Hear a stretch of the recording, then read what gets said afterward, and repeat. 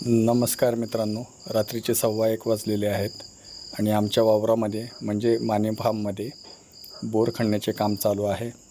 बघूया नशिबात पाणी भेटते का नाही ते। पानाड्याने बोरसाठी स्पॉट दाखवला होता। त्या स्पॉटची आणि बोरच्या मशीनची लागलीच पूजा करून घेतली।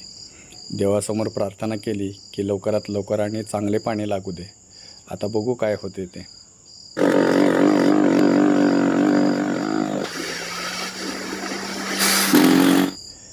आता रात्रीचे 3:15 झाले होते, पण पाण्याचा थेंब काय लागत नव्हता। पाषाणाची काळी माती निघायला सुरुवात झाली होती। हवेमध्ये सगळा धूरच धूर, माती, दगड हेच एवढे बाहेर येत होते। पाणी लागते का नाही याची चिंता लागली होती।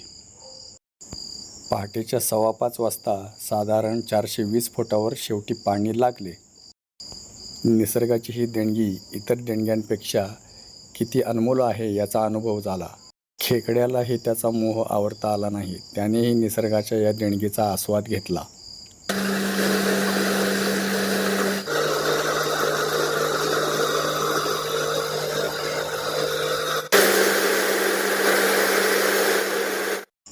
आता सकाळचे 6:15 वाजत आले होते। रात्रभर झोप झाली नव्हती, पण तरीही पाणी लागल्याच्या आनंदामुळे सगळा थकवा आणि कंटाळा निघून गेला होता। खरंच निसर्गाच्या देणगीमध्ये किती समाधान असते त्याची आज प्रचिती झाली।